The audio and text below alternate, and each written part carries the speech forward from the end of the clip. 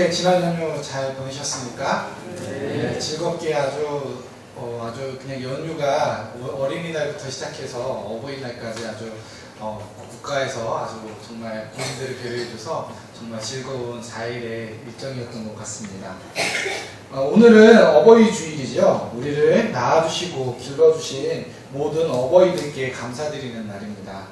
오늘의 저희들, 특히 저희 세대가 더 그런데요. 저희 앞선 세대들보다도 더 편안한 생각, 더 풍요로운 정말 환경을 일궈주시는데 지금 여기 앉아 계신 많은 성도님들, 많은 어버이들께서 계셨음을 생각하면서 가슴이 참 벅차오르는 정말 날인 것 같습니다.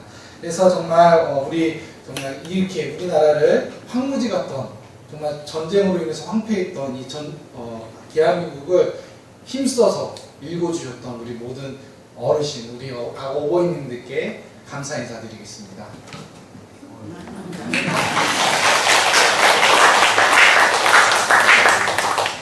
지난 5월 5일이 다들 무슨 날인지 알고 계시죠? 어린이날이었습니다. 그런데 올해는 굉장히 특별한 날하고 중첩이 돼가지고 사실 어린이날에 이 중요한 날이 가려지게 되었습니다. 무슨 날인지 혹시 아시겠습니까? 예수님께서 부활하시고 40일째 되는 날이었습니다. 지난 목요일이요. 네. 오늘 말씀을 보시면 사도행전 1장 3절 말씀인데요. 예수님께서 40일 동안 그들에게 보이신 후의 일을 이야기하고 있습니다. 이것은 무엇을 이야기할까요? 바로 예수님께서 승천하신 날이 바로 40일째 되는 날이었다라는 겁니다. 그래서 저희 교단에서는 이제 조금 그 중요성이 다른 저희들에 비해서 낮게 여겨지지만은 로마 카톨릭이나 동방정교회 같은 이제 오래된 교회들 같은 경우에는 이 목요일에 항상 그 승천 대축일로 해서 기쁨의 미사와 예배를 드렸습니다. 그래서 저희 같은 경우에는 저희 한국 교회 같은 경우에는 이제 다른 나라들도 이 대축일을 보통 그 승천 대축일을 기념을 하는데요. 저희 한국 교회 같은 경우에는 보통 일반적으로 평일에 중요한 날들이, 중요한 절기가 끼면 어떻게 하죠? 주일에 그것을 기념하죠. 그래서 저희 한국 교회 같은 경우에는 우리 한국 교회 같은 경우에는 이 승천 대축일을 승천 주일 기념주일로 해서 지키는 것이 그 이제 일반적인 전통이었습니다. 이제 우리가 보신 것처럼 이제 3절 말씀에는 예수님께서 40일 동안 부활하신 다음에 40일 동안 제자와 및 그분을 따르던 사람들에게 나타나시고 하나님의 나라의 일을 말씀하시며 가르치셨다라고 기록하고 있습니다. 그리고 이 40일째 되는 날 사도들에게 마지막 부탁을, 마지막 말씀을 마치시고 감난산에서 하늘로 올라가시는 장면이 기록되고 있습니다.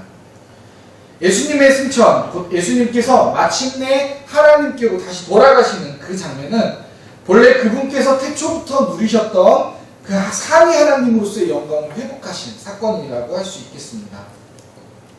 예수님께서는 30년에 우리의 성경 말씀은 기록되어 있지 않지만 30년 동안 보이지 않는 성육신적인 삶과 그리고 3년의 복음사역의 삶을 통해서 성부 하나님께서 처음부터 계획하셨던 우리 온 인류를 구원하시고자 하시는 그 모든 구원의 사역을 십자가 위에서 완성하셨습니다. 인간으로서 십자가의 길을 가게 되길 원치 않으시기도 하셨죠.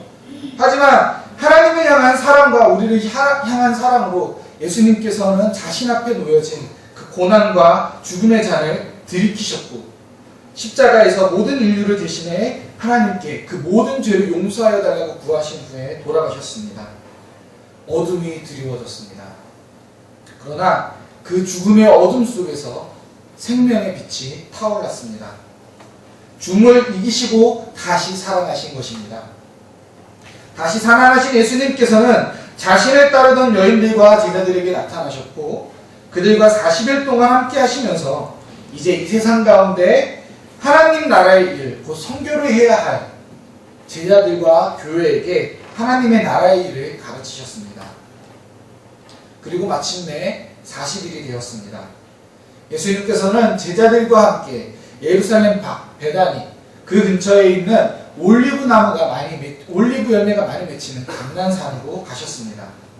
그곳에서 예수님께서는 제자들에게 예루살렘에 떠나지 말고 이전에 내가 너네한테 보내주겠다고 약속했던 그 성령께서 너희에게 임하시기까지를 기다리고 있으라 라고 분부하십니다.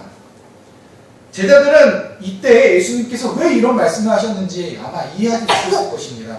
이 다음 순간에 어떤 일이 벌어질지도 제자들은 상상하지 못했을 것입니다. 그렇게 제자들은 혹시 예수님께서 이제 정말 죽었다가 또 살아나기도 하셨고 마침내 정말 이스라엘의 나라, 하나님 나라를 회복시키시려고 하시는 것이 아닐까, 이런 기대를 하면서 혹시 지금이 바로 그때인지를 예수님께 여쭤봅니다. 그러나 예수님께서는 그때에 대해서, 그 일이 일어날 하나님의 구원이 완성된 그 시점에 대해서는 우리가 알 것이 없으나 다만 우리가 이제 무엇을 해야 되는지, 바로 지금 이것이 끝난 것이 아니라 이제 시작이라고 말씀하십니다. 우리가 해야 할 것은 바로 이것입니다. 성령께서 우리에게 임하시면 우리가 어떤 시련과 어려움과 고난도 인내하고 이겨내면서 하나님의 뜻을 이루어갈 그 능력을 얻게 되어 예루살렘으로부터 시작해서 세상 끝까지, 세상 그 어느 곳으로든지 나아가서 예수님의 증인으로서 살아가게 될 것이라는 것입니다. 예수님께서 이 말씀을 마치시고 하나님의 권능으로 하늘로 올려져 가셨습니다. 이때의 하늘은 어떤 별이라든가 안드로메다 행성이라든가 혹은 저 우주 저편에 있는 어떤 다른 공간을 이야기하는 것이 아닙니다. 이 하늘이라고 하는 것은 바로 우리를 제약하는, 우리를 제한하는 시간적 제한, 공간적 제한, 물질적 제한이 통하지 않는 그 모든 것을 뛰어넘는 하나님의 세상, 신비하고 우리가 우리의 이성과 논리로는 파악할 수 없는 그 신비로운 하나님의 세상을 말하는 것입니다. 이렇게 그들의 눈에서 점차 사라져 가시는 예수님을 제자들은 바라보았습니다. 그리고 예수님께서 올라가시는 것과 함께 구름이 예수님을 가려서 예수님을 보이지 않게 했습니다. 이 구름은 하나님께서 임재하실 때마다 나타나시는 그 임재를 상징하는, 하나님의 영광을 상징하는 구름입니다. 예수님께서 변화산에서 변화되셨을 때도 구름이 예수님을 가리웠다가 구름이 사라지니까 평범한 모습의 예수님이 나타나셨죠.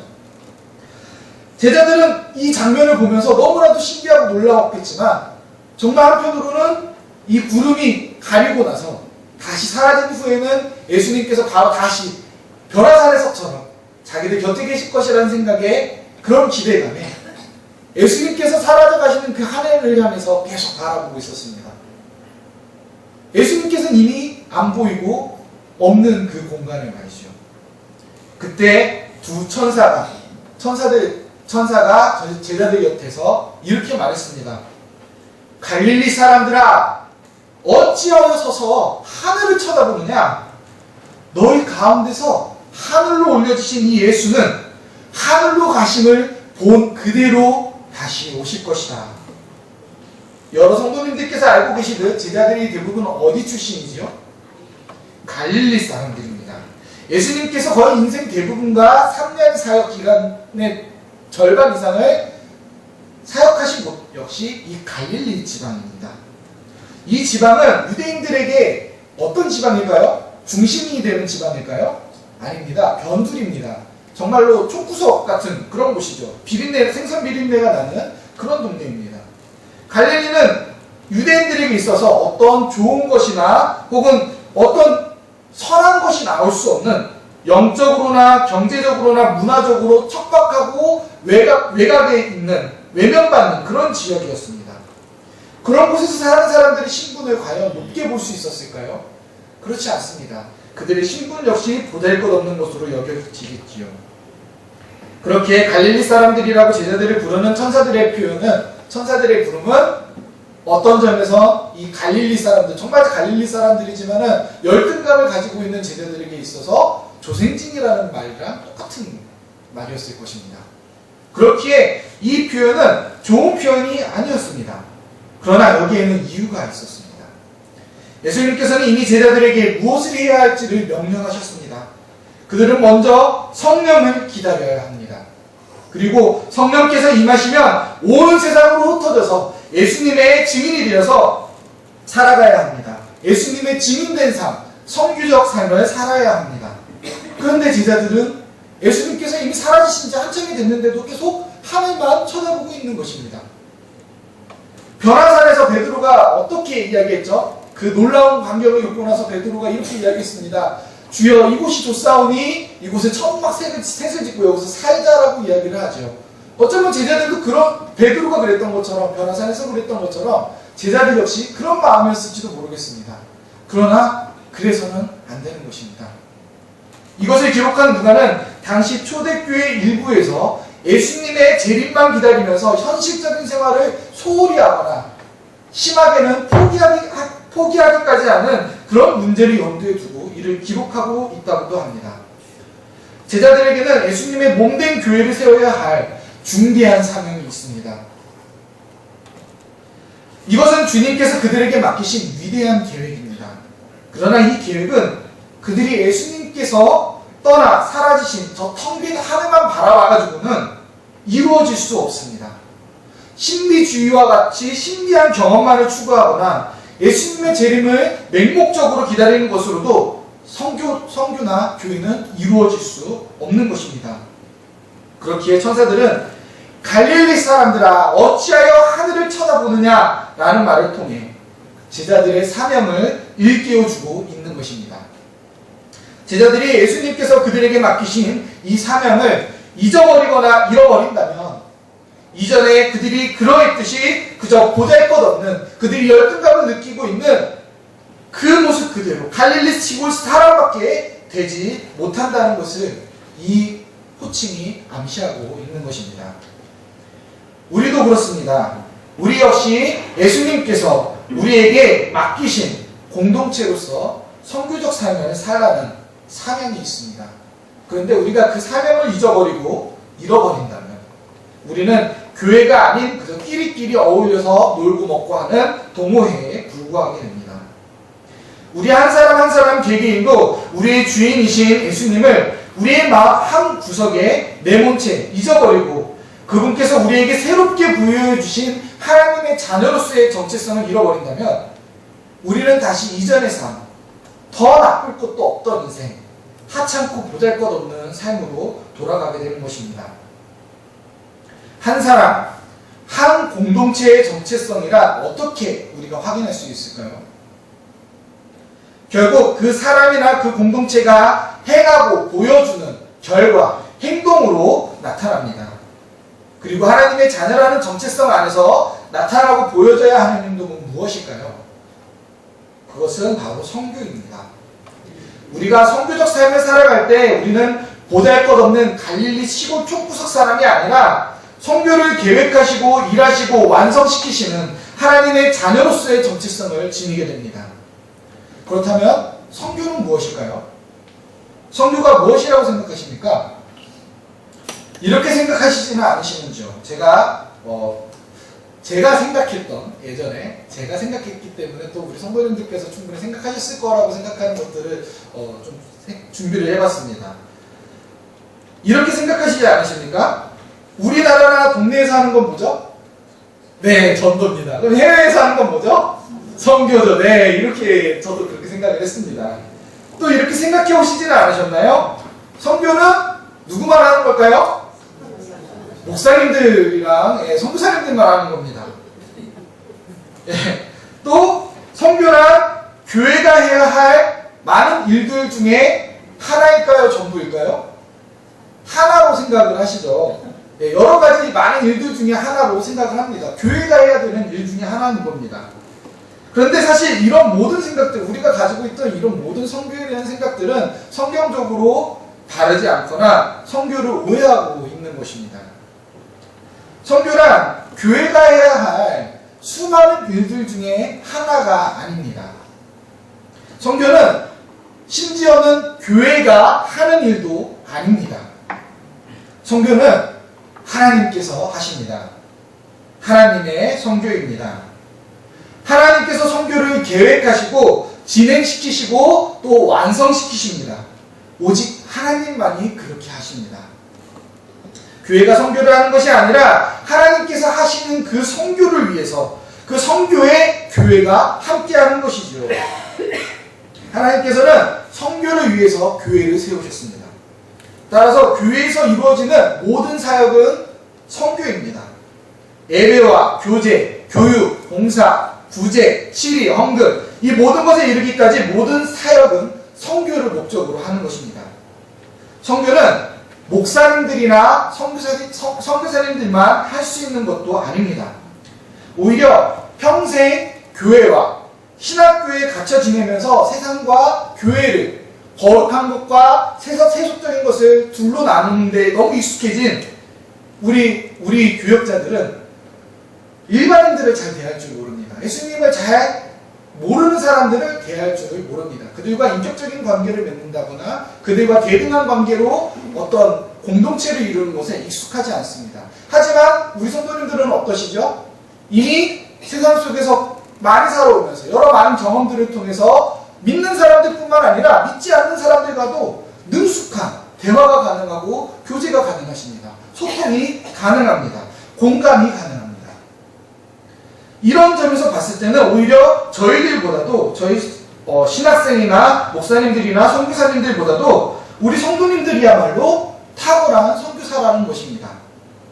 무엇보다 한 지역에서 수십 평생을 사신 성도님이라고 하신다면 그 지역의 문화, 그 지역사회가 어떻게 돌아가는지 그 지역사회에서 누가 유명하고 또 누가 얼마나 힘이 있는지 다 알고 있고 또 그 사람들 그 문화권 안에서 그 지역사회 안에서 어떤 말을 써야지 무례한 게 아니고 어떤 말을 써야지 예의 바른 것이고 이런 것들을 다 잘 알고 계시기 때문에 다른 지역에서 평생을 살다가 온 목회자로서는 도저히 이끌어낼 수 없는 공감대를 이끌어낼 수 있습니다. 이것은 엄청난 선교적 잠재력을 내포하고 있는 것입니다. 한번 옆에 계신 우리 선교사님들과 한번 인사해 볼까요? 선교사님 힘내세요. 네, 선교사님 힘내세요. 네, 선교사님 힘내세요. 네, 다들 선교사님이십니다. 네. 선교는 다른 나라에서 하는 것이 아니라 바로 어디든지 모든 데서 할 수 있는 것이 선교입니다. 여기서 선교의 정의를 하도록 하겠습니다. 선교란 전도랑 똑같은 것이 아닙니다. 선교란 전도가 아니라 전도를 포함하는 예수님의 증인으로서 살아가는 증인된 삶 그 자체입니다. 오늘 본문 말씀 8절에서 예수님께서는 성령께서 우리에게 임하시면 땅 끝까지 이르러 예수님의 증인이 될 것이라고 말씀하십니다. 우리 보고 되라고 하시는 말씀이 아닙니다. 우리가 그렇게 될 거라고 이야기하시는 것입니다. 증인된 삶, 성도님들께 여쭤보고 싶습니다. 성도님들께서 지금 예수님의 증인으로서 이 자리에 계시는지요? 아멘. 아멘. 예수님의 증인으로서 살고 계신가요? 아멘. 아멘. 예수님의 제자들도 처음부터 예수님의 증인으로서 산 것은 아닙니다. 그들도 처음에는 두려워했고 무서워했습니다. 예수님께서 돌아가셨을 때 어떻게 하셨죠? 도망가고 다락방에 숨어서 자기 목숨 살리는 데 바빴습니다. 너희가 죽인 분은 하나님의 아들 그리스도다라고 막 나가서 외친 것이 아니라 오히려 막 분노하면서 오히려 막 억울해하면서 그렇게 외친 것이 아니라 아이고 나도 죽을까봐 무서워하고서 숨어 있었습니다. 그리고 예수님께서 다시 살아나셔서 그들에게 나타나셨을 때도 그들은 어떻게 했나요? 그렇게 사방에 다니면서 예수님께서 부활하셨어요! 예수님께서 다시 살아나셨어요! 이렇게 소리치면서 다니는 것이 아니라 자기들끼리만 쉬쉬거리면서 예수님께서 살아나셨대! 이러면서 이야기하고 다녔습니다. 예수님께서 승천하신 다음에도 제자들이 한 것은 조용히 다락방에 모여서 기도하며 기다리는 것이었습니다. 그리고 그들이 잠잠히 예수님을 생각하며 그분께서 주시리라고 하신 성령을 기다린 지 열흘이 지나고 이제 다음 주 주일이 이제 성령 강림 주일인데요. 120명의 그 기다리던 제자 공동체에 성령 하나님께서 불꽃 같은 형상으로 임하십니다.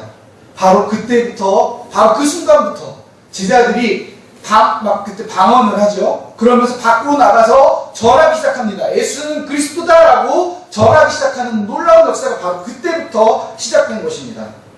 그렇다면 증인으로서 산다는 것은 무엇일까요? 전도하는 것만이 증인으로서 사는 것이 아니라고 말씀을 드렸는데요. 우리 개신교의 특징은 말과 글자, 말과 문자, 그리고 이성에만 좀 많이 치중되어 있다라고 하는 것입니다. 그래서 전도도 말로 복음을 전하는 것이고, 전도라는 말은 교회에 안 다니는 사람, 미그리스도인을 교회로 인도해 오는 것과 같은 뜻으로 많이 사용이 됩니다. 이것은 구원에 대한 믿음과도 연결이 됩니다. 이 내용은 구원에 대해서는 조금 뒤에 시간이 있으면 말씀드리도록 하겠습니다. 선교적인 삶, 증인으로서 산다는 것은 전도하는 것만이 아니라 나의 삶 안에서 예수님의 말씀과 가르침대로 살아가는 것입니다. 하나님을 사랑하고 사람들을 사랑하는 가운데 하나님과 함께하는 복을 누리며 사는 것이죠. 그렇다면 구체적으로 어떻게 이런 삶을 살 수 있을까요? 앞서 말씀드린 대로 우리 모든 성도님들께서 선교사님이십니다. 성도님들의 직장, 취미 모임 그 모두가 선교 현장입니다. 해외 선교사님들 한번 생각해 보십시오. 특히 이슬람권이나 타 문화권에서 선교하시는 선교사님들의 경우나 우리 한국 교회 역사에서도 초기 조선에 선교하러 오셨던 언더우드 선교사님이나 아펜젤러 같은 분들을 보면 드러내놓고 예수 믿으세요라고 다니지 않았습니다. 그게 법적으로 금지되어 있었거든요. 지금 해외 이슬람권에서 선교하시는 분들이 그렇게 선교하는 것이 금지되어 있는 것과 마찬가지란 말입니다.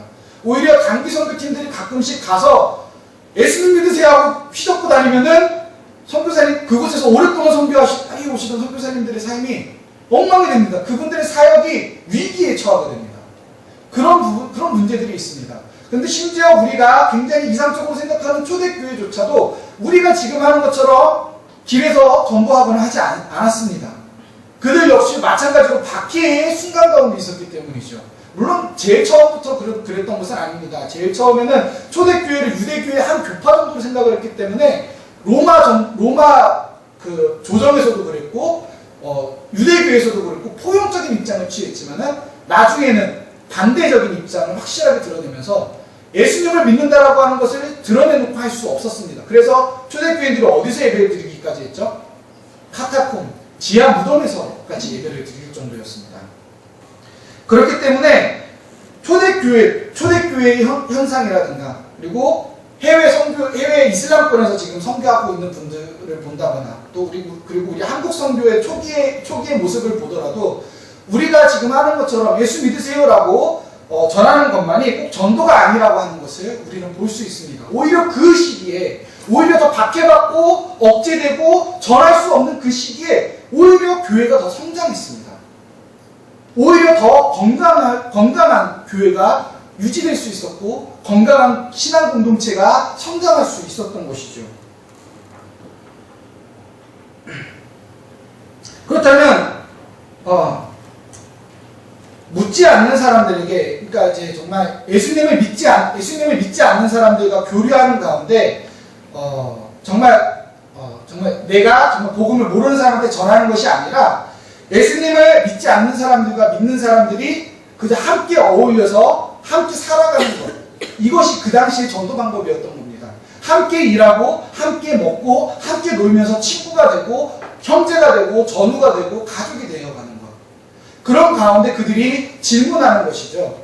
그들이 너 왜 예수님 믿니? 혹은 당신은 왜 이런 행동을 하십니까? 라고 물어볼 것입니다. 그 이유를 물어보겠죠. 그러면은 그 당시 그리스도인들은 그때 말할 준비를 하고 있습니다. 마치 베드로가 이야기하고 있죠. 누군가 너희에게 너희 소망의 이유를 물어보거든 답할 것을 미리 준비해 두어라 라고 말한 것처럼 이 말은 묻지 않는 자에게 답하지 않는 것, 묻지 않는 자에게 예수 그리스도의 복음을 전하지 않는다라고 하는 것은 다른 말로 하면 예수님을 전하지 말라 이런 뜻이 아니라 예수님에 대해서 그 사람들이 나한테 물어볼 만큼 신뢰가 쌓이고 친밀 관계가 형성되어 있지 않다면 전하지 말라는 겁니다. 오히려 그것이 그들에게 부담이 되고 무리한 것이 될 수 있기 때문이죠. 이것을 오늘날 우리 삶에 어떻게 적용할 수 있을까요? 저는 이미 우리 교회 안에 놀라운 선교의 가능성을 가지신 분들이 있다는 것을 보고 있습니다. 다른 말로 하면 하나님께서 그 성도님들 안에 이미 그와 같은 계획을 가지고 계신 것 같다라고 믿어집니다. 그리고 어떤 성도님들께서 벌써 자신의 일터를 선교지로 삼아서 이미 많은 영혼들을 교회로 주의 복음 가운데로 인도해 오고 있는 것을 보고 있지요. 제가 있던 어떤 교회에서는 성도님들끼리 그런 선교적인 차원에서 사실은 좋은 취지에서 등산 선교회 혹은 축구 선교회, 탁구 선교회 하는 식으로 선교회들을 만들었었는데요. 한때였었지만 문제는 뭐냐면은 이것이 결국 안 믿는 사람들과의 교류보다는 자신들끼리 그냥 성도님들끼리 같이 그냥 성도님들끼리만 축구하고 성도님들끼리만 등산 다니고 하는 식으로 그냥 동호회 정도의 역할에 그쳐버렸다는 것입니다. 여기서 볼 수 있듯이 믿는 사람들만의 공동체, 폐쇄적인 성향을 띄어서는 안 됩니다. 가장 좋은 방법은 우리가 살고 있는 지역사회에 이미 존재하고 있는 예수님을 믿는 사람들만 있는 것이 아니라 예수님 안 믿는 사람들이 더 많은 그런 곳에 우리 성도님들께서 조직적으로 참여하셔서 그곳에서 활동하시는 것입니다. 그와 같이 조직적으로 참여한다는 말은 그런 모임에 가서 성도님들끼리 이제 친한 분들끼리 막 뭉쳐있고 같이 있으라는 것이 아니라 정말로 그런 관계, 그런 친밀한 성도님들끼리의 친밀한 관계는 잠깐 그 동아리에서만큼은 내려놓으시고 그런 친밀한 교제는 교회에서나 혹은 집에서 하시고 그 지역사회 공동체에 가셔서는 전혀 알지 못했던 사람, 전혀 예수님을 알지 못하는 그런 사람들한테 찾아가서 그들과 시간을 보내면서 그들의 이야기에, 그들의 삶의 이야기에 귀 기울여 주시고 그들과 함께 가까워지면서 점차 그들의 삶의 문제에 귀 기울여 주시는 것입니다. 그렇게 할 때 이와 같이 가까워질 때 그들이 언젠가는 그들의 문제에 대해서 여러분에게 상담하는 날이 오게 될 것입니다. 그때 적절하게 성경 말씀에 이런 내용이 있는데 라고 부담이 되지 않는 선에서 복음으로 위로해주고 그들과 가까워지는 것입니다. 특별히 주의하셔야 할 점은 이렇게 할 때 이들을 내가 다니는 교회로 데려오겠다라는 욕심을 버리셔야 한다는 겁니다. 그런 부담감을 내려놓으십시오. 요즘 사람들이 어떤 사람들입니까? 우리 성도님들도 그러실 겁니다. 누군가가 우리에게 어떤 속내를 가지고서 다가온다는 게 뻔히 보이는데 그 사람이 좋으십니까? 그 사람이 믿어지시나요? 신뢰가 안 갑니다. 그렇기 때문에 어떻게 해야 합니까? 그런 부담 자체를 숨기라는 것도 아니고 그 목적 자체를 숨기라는 게 아닙니다. 그 이상입니다. 그냥 목적 자체를 내려놓으세요. 그들을 전도하겠다라는 생각으로 가지 마시고 그들을 사랑하겠다. 그들 안에서 예수님께서 나를 그 공동체에 보내신 그 자리에서 내가 그들을 사랑하겠다. 내가 예수님에 대해서 그들을 끌어안겠다라는 마음으로 그곳에 나아가시는 것입니다. 일터에서도 마찬가지입니다. 우리의 일터도 훌륭한 선교지입니다. 집 역시 마찬가지이죠. 시간이 많이 없기 때문에 이런 것까지 다 구체적으로 말씀드리지는 않겠습니다. 교회는 교회대로 이렇게 취미 공동체에 들어가거나 선교적 목적을 위해서 취미 공동체에 참여하거나 하는 분들에게 혹은 직장을 만들어서 불신자들에게 어려운 불신자들에게 그 미그리스도인들에게 직장, 생활적인 풍요로움을 제공해주고 그들로 하여금 복음을 자연스럽게 접할 수 있게 해주는 그런 일을 하는 분들에게 그런 사역을 하는 분들에게 해외 선교사님들에게 우리가 후원하는 것처럼 후원할 필요가 있습니다. 이러한 선교 방식은 단기적으로 성도수의 증가를 담보하지 않습니다. 담보할 수도 있긴 하겠지만은 그것은 우리가 알 수 없는 것입니다. 그것은 오직 하나님께 달린 것이죠. 교회의 숫자가 혹시 늘지 않는다 하더라도 확실한 것은 성교의 삶을 살아가는 성도들로 인해서 그 교회는 보다 더 성숙하게 된다는 것입니다. 지금까지 한국교회가 양적인 성장에만 집착함으로 인해서 놓쳐왔던 것이지요. 성도들 한 사람 한 사람이 세상이 감당 못할 변화된 삶으로 하나님의 복음의 영향력을 광범위하게 지역사회에 나타내는 그런 교회. 하나님께서는 바로 그런 교회를 이 시대에 한국교회 가운데 세우시길 원하십니다. 이와 같이 선교사로서 여러분의 가정, 일터, 사적 모임 가운데서 하나님의 선교적 삶을 살아내며 증인으로서의 사명을 이루어 나가시는